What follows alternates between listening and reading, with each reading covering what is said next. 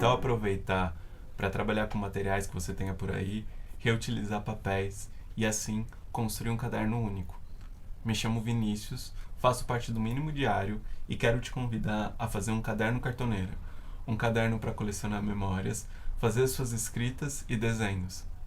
Bem, caderno cartoneira é como eu tenho chamado os experimentos artísticos que eu tenho feito com encadernação nos últimos 5 anos a partir de 2 referências. São referências contemporâneas de produção de livros, uma, as editoras latino-americanas cartoneiras, que são editoras que têm como característica principal os seus livros feitos com capa de papelão, capas que são feitas a partir do reuso desse material e que tem como uma das principais intenções a circulação da produção independente a preços populares. Já de outro lado, a gente tem os junk journals, que são cadernos mais pessoais, produzidos por uma família ou por uma pessoa para colecionar suas memórias e que eles não têm essa intenção de circular, de serem vendidos. Eles são feitos a partir de reuso daquilo que muitas vezes é um papel que foi pensado para apenas uma vez. Embalagens, papéis de embrulho, anúncios publicitários, embalagem de produto que chega em casa. Todos esses materiais são reutilizados, encadernados e criada uma composição que você possa olhar e guardar suas memórias do jeito que te faça sentido. Eu quero te convidar então agora a se inscrever no canal e eu vou mostrar então quais são as ferramentas para nossa composição. Nós vamos precisar agora dos materiais, então eu vou mostrar para vocês. Uma das coisas que a gente precisa de papéis, a gente precisa de papéis diversos, né? Aqui eu tenho papéis de reuso, eu tenho papéis coloridos, esse daqui era uma embalagem, outra embalagem, né? Aqui, inclusive, eu tenho papel vegetal. A minha sugestão é você ter em torno de 18 folhas. Todos aqui eu estou utilizando em tamanho A4, tá bem? Além dos papéis, a gente precisa então da nossa placa de papelão. Eu gosto de uma placa de papelão que tenha bastante largura, tá bem? Porque assim eu consigo depois trabalhar melhor. E o papelão a gente tem que perceber que ele tem, ó, essas ondinhas. Eu consigo perceber bem, tanto aqui quanto aqui, ó. Esse lado eu consigo ver que ele tem as ondas e esse lado não, ele é mais reto. Esse lado que tem as ondas é mais fácil de eu dobrar. Já esse lado é mais difícil. A gente vai precisar de tinta. Aqui eu vou utilizar o guache, né? Mas você também pode usar tinta acrílica, tinta PVA. Você pode fazer sua capa utilizando spray, né?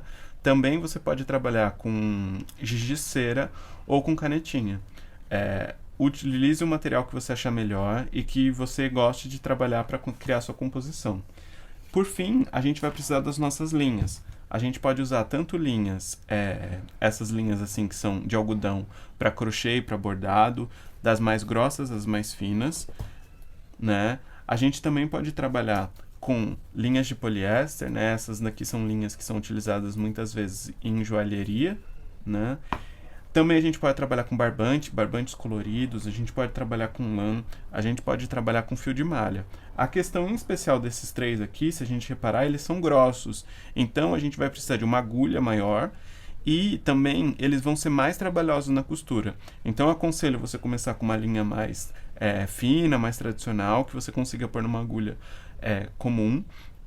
E depois, se você quiser experimentar, aí sim trabalhar com linhas mais grossas, porque realmente a costura vai ser mais difícil. Fora os materiais assim, a gente vai precisar de ferramentas. Então a gente vai precisar do quê? A gente vai precisar de uma tesoura, a gente vai precisar também de uma dobradeira, a gente vai precisar de um furador, a gente vai precisar de um pincel, a gente vai precisar de uma agulha, tá bem? E a gente pode usar também uma placa de EVA e uma base de corte para proteger a nossa bancada e também para facilitar as nossas furações. A base de corte e o EVA são opcionais. Para facilitar a hora da nossa pintura, a gente também precisa de um paninho e de um copinho com água, tá bem? Isso é só para facilitar se você for utilizar tinta. Essas 2 ferramentas aqui, a dobradeira e o agulhão, são ferramentas um pouco mais difíceis de ter. Caso você não tenha acesso a elas ou não tenha por aí, a gente no final do vídeo vai mostrar alternativas, como construir seu próprio agulhão e quais possibilidades você tem para substituir a dobradeira. Sobre a agulha, É só importante perceber que ela tem que ser uma agulha em que o olho, né, essa parte, seja adequado para sua linha, para você não acabar estourando o olho da agulha ao utilizar na costura. Agora, para a pintura do nosso papelão, eu vou dar uma sugestão para vocês. Da gente experimentar não criar exatamente um desenho, né, ou uma ilustração, mas sim experimentar construir uma textura. E para isso a gente vai sugerir que você escolha um gesto e repita ele, né, um movimento em que você possa repetir ele na pintura inteira. Então aqui eu tô com o meu guache e eu tô com um pincel e eu vou fazer um movimento assim, ó. E aí eu vou repetir esse movimento o tempo todo. Então eu vou começar a mostrar para vocês.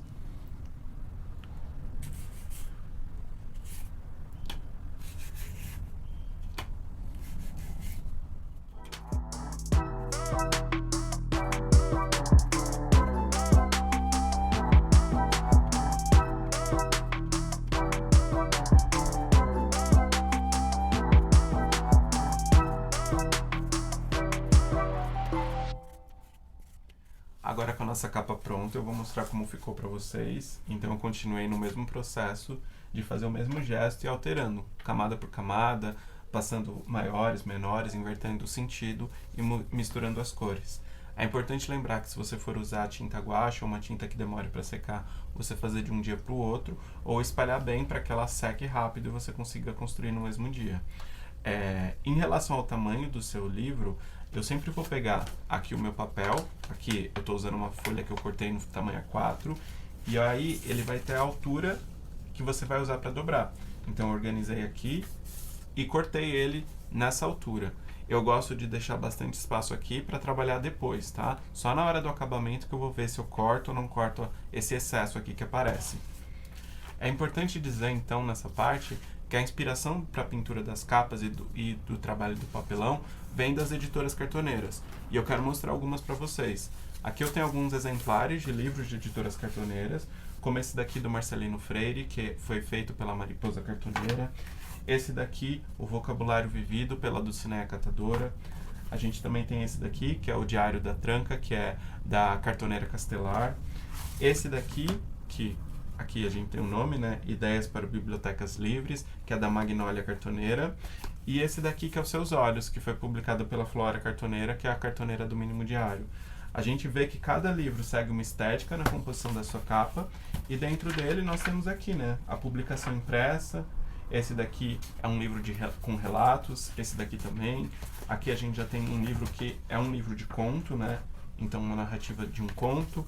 Esse daqui que a gente lançou é um livro todo artesanal e é um livro infanto-juvenil, então ele tem ilustrações, ele tem papéis coloridos, ele trabalha mais com a lógica do livro-álbum. E aí, as editoras cartoneiras, elas surgiram em 2003, na Argentina, com a Heloísa Cartoneira, a primeira cartoneira de todas, que surgiu durante a crise de lá e a partir da relação com os cartoneiros. Os cartoneiros são os catadores de papelão. A Heloísa Cartoneira comprava o papelão, compra até hoje o papelão desses catadores com um preço mais justo, um preço maior do que o que eles vão conseguir revender em outros lugares, e a partir disso cria esses livros de modo cooperativo, e também sempre pensando em como fazer esses livros chegarem fácil nas pessoas e com um preço que seja em conta. A gente tem diversas cartoneiras, a primeira aqui do Brasil foi a Dulcinea Catadora, que fica em São Paulo, mas existem cartoneiras tanto no Nordeste como no Sul do país, existem cartoneiras na América Latina inteira, as cartoneiras também já chegaram tanto na África como na Europa, sendo um movimento que continua crescendo a partir de processos que vêm tanto de ações cooperativas, como de pequenos artistas e educadores que querem trabalhar de modo independente, que querem colocar suas ideias para circular. Então, a gente traz também as cartoneiras como uma possibilidade de você conhecer todo esse movimento e de você se inspirar e, quem sabe, produzir sua própria editora cartoneira por aí. Agora, para a gente produzir o miolo do nosso caderno, a gente precisa produzir os blocos. Aqui eu tenho 18 folhas, porque eu vou fazer cada bloco com 6 folhas. Como aqui a gente está trabalhando com caderno artístico, você pode trabalhar com a quantia de folhas que você quiser, sabendo que quanto mais folhas, mais grosso vai ficar aquele bloco, e também ele vai ficar com uma ponteirinha, né? Você vai ver aqui, se eu pegar todas as minhas 18 folhas e dobrar, tentar dobrar, ele vai fazer uma ponta. Essa ponta nem todo mundo gosta, então menos folhas, menos dessa ponta. Aqui eu vou sugerir que num primeiro momento você trabalhe sempre com papéis do mesmo tamanho. Eu estou usando folhas A4, mas você pode trabalhar com folhas A5 ou folhas A3. E aí eu vou então escolher 6 folhas.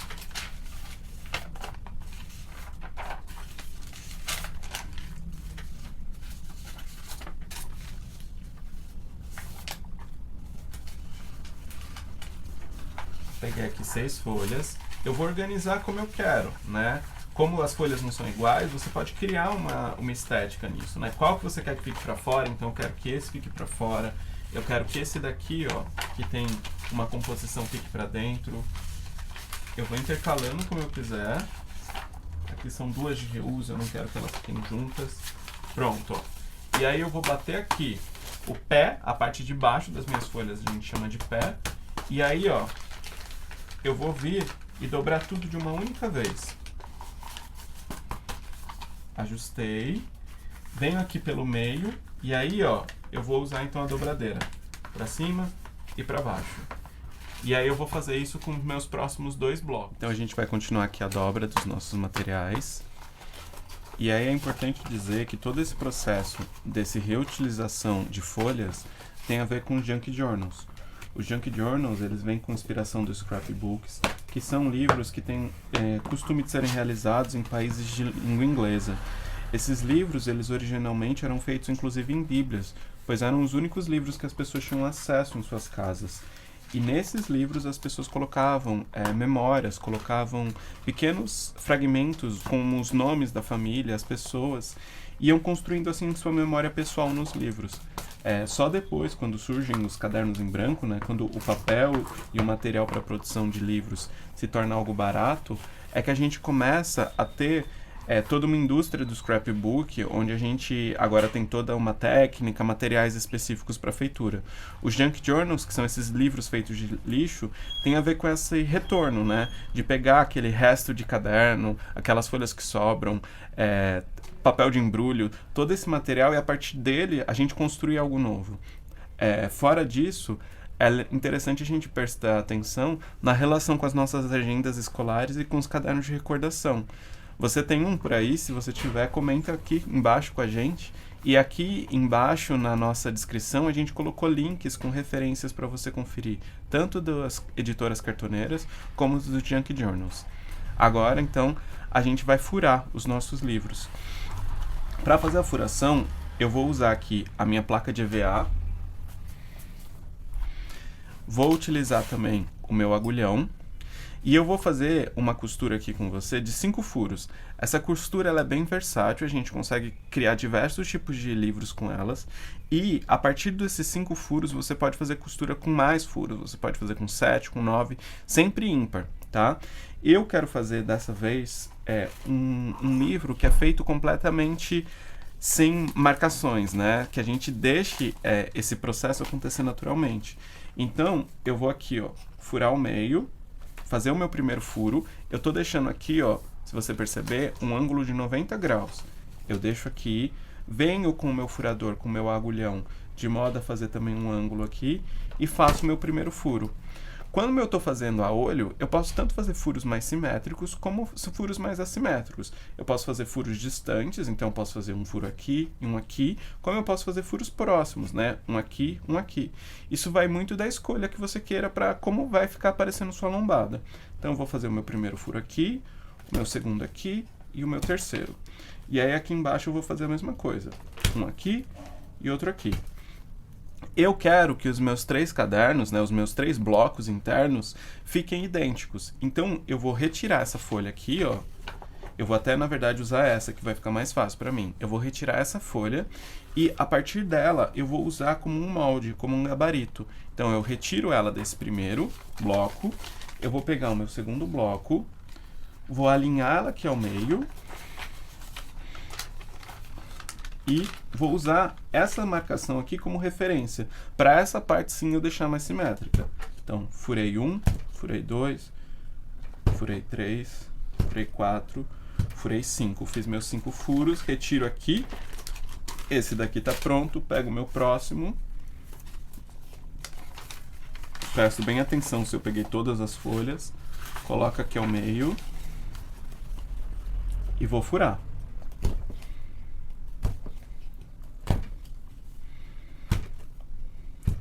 E aí essa folha aqui que eu usei, eu devolvo ela para o seu bloco inicial, tá bem? Então aqui a gente já está com os nossos 3 blocos prontos, né? Com todos os furos, a gente tem 15 furos aqui. A gente vai precisar agora, então, furar a nossa capa. Eu vou pegar a capa aqui, que já está pintada e seca. Eu vou virar, eu vou usar esse lado aqui como referência para fazer meus furos. E eu vou organizá-la aqui na ordem que eu queira. Então, esse daqui vai ser meu primeiro caderno, esse vai ser meu último caderno e esse vai ser meu segundo caderno. Eu já sei essa ordem. Então, eu vou pegar aqui meu primeiro caderno, vou alinhar ele aqui, ó. Vou deixar esse espaçamento, que é onde o meu caderno vai começar, e vou usar aqui, ó, a gente vai ter aquela marcação que saiu dos furos, e eu vou usar esse daqui como elemento de marcação e de furo. Todo esse processo você também poderia medir e marcar com régua, mas como eu falei, esses cadernos eu gosto de fazer de modo mais experimental e de modo mais intuitivo, permitindo que alguns erros apareçam e trabalhando com eles. Então eu vou aqui, ó, primeiro furo, segundo furo, terceiro furo, quarto furo, quinto furo. E aí eu mostro aqui pra vocês. Então agora a nossa capa tá furada. Como todos os meus cadernos eu usei o mesmo molde, eu vou continuar utilizando esse aqui. A distância entre essa marcação e a próxima depende da grossura do meu caderno. Então é legal também não fazer esses blocos tão grossos para você ter essa distância mais simétrica. Então aqui eu vou dar uma distância de aproximadamente 3 milímetros a 5 milímetros. Eu estou fazendo de olho também.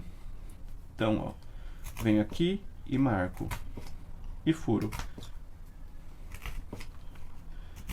E eu vou fazer de novo a mesma coisa. Vou afastar um pouquinho. Como são 3 cadernos, eu tenho que fazer 3 vezes. Se eu fosse costurar mais cadernos, eu faria a quantia de cadernos que eu preciso, tá bom? Então, ó, aqui estão meus 15 furos, tá? E aí agora eu já estou pronto para costurar o livro. Eu vou utilizar essa linha aqui de algodão preta, tá bom? E aqui a agulha. A agulha que eu estou utilizando é a agulha reta de costura número 2. Ela é uma agulha que ela é resistente e ela tem um olho aqui interessante para linhas um pouco mais grossas como essa, tá? A medida que eu preciso de linha é o quê? A gente vai usar aqui a altura da nossa lombada, tá? Aqui é a lombada do livro. Eu vou medir a partir da altura. Então, eu vou vir aqui e fazer 1, 2, 3 medidas. Eu gosto sempre de tirar 3 medidas dela, tá bom? Então, aqui eu cortei para a primeira. Como são 3 cadernos, cada caderno a gente vai costurar individualmente. Então, eu vou fazer isso para os próximos 2. Então, 1, 2, 3... E 1, 2, 3. Nesse caderno, eu vou trabalhar sempre com a mesma cor e com a mesma linha. Mas você, como você vê que a gente vai costurar cada caderno separado, você pode mudar as cores, você pode mudar a textura da linha, você pode fazer esse experimento. E aí agora, quando a gente vai pôr a nossa linha na agulha, o que que tem? A gente vai passar aqui, tá? E eu não vou dar nó e não vou fazer linha dupla, tá? Eu só vou deixar esse rabinho aqui de linha. É por esse rabinho que minha linha não vai escapar. E, lembrando, sem nenhum nó, porque ele precisa passar por todos os papéis. Agora eu vou pegar, então, o meu primeiro caderno. Eu vou olhar se tá aqui alinhado certinho os meus furos. E aí, eu vou começar abrindo ele e ir aqui no furo do meio, tá bem? Esse daqui é o meu furo do meio. Eu passo aqui o caderno, puxo, e sempre que eu conseguir, eu vou usar o meu dedão para prender aqui as minhas folhas, né? Para prender a minha linha, ela não escapar e eu poder puxar bem. E agora que eu passei aqui, eu vou pegar então a minha capa e vou entrar nesse furo. Puxo, a minha linha agora, ó, veio aqui para fora. Eu só tenho que tomar cuidado nessa parte para eu não confundir os outros furos que já estão prontos dos próximos cadernos. Agora eu vou vir aqui no furo de cima, passei ele aqui e passo aqui meu caderno, tá bem? Agora, eu vou seguir para cima. Como são 5 furos, só tem mais um. Se eu fizesse mais furos, eu iria sempre mais para cima até finalizar todos os furos e só depois eu voltaria. Então, ó, Eu passo aqui, ó, entrei, vejo se vai passar a capa. Você tem que tomar cuidado com o papelão, porque ele é fácil de furar, tá bom? Então, às vezes, você pode acabar criando outros furos nessa parte. E aí, ó, agora que eu passei aqui para fora, eu vou voltar. Eu vou voltar entrando novamente naquele furo, o que já a primeira linha passou. Eu entrei, vou conferir se eu peguei aqui meu caderno. Ó, a agulha tá aqui, passou e entrei, tá bem? E aí agora o que que tem? Eu tenho aqui esse rabinho de linha que ficou e eu tenho aqueles outros furos. O grande truque dessa costura é nunca entrar aqui novamente. Você vai pular essa parte, pela parte de dentro, e vai pro furo de baixo, tá bom? Pro furo seguinte, não pro último, pro furo seguinte. Então, ó, passei aqui e vou costurar. E aí, entro aqui em cima, né, no nosso último furo, passei, o rabinho tá aqui ainda, ó, passei a minha linha aqui, vou completar com esse daqui, a minha agulha veio aqui pra fora, e agora sim, na finalização, eu vou entrar aqui no furo do meio. E aí, entrando no furo do meio, eu vou vir aqui e dar um nó. Aqui você pode fazer de dois modos. Um nó já é suficiente, mas se você preferir, você pode dar um segundo nó. Só não é legal dar muitos nós, porque senão vai ficar uma lombada aqui, né? Vai ficar um calombo, na verdade. Aqui você tanto pode deixar o excesso de linha para criar um enfeite, para fazer alguma questão, ou cortar. A questão é que quando a gente vai cortar, a gente não pode cortar muito rente, porque senão com a abertura e fechamento do seu livro, esse nó vai soltar. Então eu venho aqui, ó, e deixo um dedinho mais ou menos e corto. Fica esse rabinho aqui. Se você preferir também você pode fazer um laço, você pode fazer diversas composições. Eu gosto de, depois de que eu fiz essa parte, eu venho aqui e passo a dobradeira, tá bom? Para que o papel e a linha se assentem, se acomodem. O que eu vou fazer agora? Continuar costurando, costurar os próximos 2 cadernos.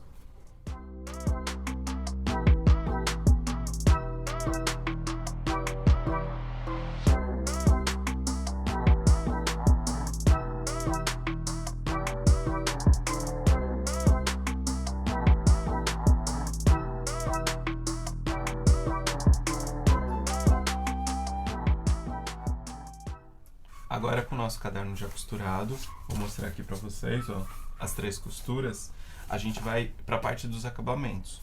O papelão, em especial se a gente fizer aquilo que eu orientei, de trabalhar com esse sentido dos ondulados aqui, relacionado à altura da lombada, ele vai ser um material bastante maleável, a gente vai conseguir moldar ele. Então eu gosto, depois que eu terminei aqui a costura, ó, do modo como tá, começar a moldar, começar a apertar realmente ele aqui, para que ele crie uma forma, a forma que começa a aparecer. Ó, aqui eu já consigo então organizar ele para ficar no formato que eu quero. E aí, aquilo que eu falei para vocês, essa parte aqui, que é a capa do meu livro, tá alinhada já aqui com as minhas folhas, então aqui ó, você percebe que o caderno já começa a ter forma, mas eu tenho esse excesso. O que a gente pode fazer com esse excesso? Eu posso tanto já cortar ele aqui e fazer ele ficar no formato de um livro padrão. Então, vou mostrar para vocês. Esse é um que eu trabalhei nesse modo, né? Então, eu cortei ele reto aqui, ó. É um livro que eu fiz com papéis de tamanhos diferentes, com recorte. Aqui é uma embalagem de Tetra Pak. Esse daqui eu trabalhei num formato em que o tamanho das folhas não são exatamente iguais. Ele é um pouco mais trabalhoso de fazer, mas é possível. E ele, eu deixei bem no formato tradicional de livro, né? Esse retângulo. Mas a gente pode fazer de outros modos. Por exemplo, esse daqui é um que hoje ele já está mais nesse formato retângulo, mas quando eu construí ele no primeiro momento, ele era um livro bem fininho. Fino exatamente como esse. Mas, pela possibilidade do papelão, assim que as folhas que eu estava usando acabaram, eu adicionei mais folhas. Eu fui adicionando e costurando até ele ficar desse formato. E aí hoje essa parte que fazia um fecho e envolvia ele todo, já não aparece mais tanto. Então essa é uma possibilidade de você deixar um material a mais para que depois esse livro se permita construir, crescer. tá bom? Então, esse daqui como eu vou fazer? Eu quero que ele tenha um pouco de material, né? Eu quero que ele fique com um pouquinho só. Então, eu vou vir aqui com a minha dobradeira, vou marcar aqui, ó, só para facilitar um pouquinho esse vinco dessa parte, e vou, ó, fiz esse fecho. Então, ó, aqui envolveu todo. Eu poderia deixar ele desse jeito se eu quiser, mas eu vou cortar um pouco. Eu vou vir aqui, e aí, uma outra coisa que a gente pode fazer é tanto cortar reto, como experimentar. Então, esse daqui, eu quero experimentar fazer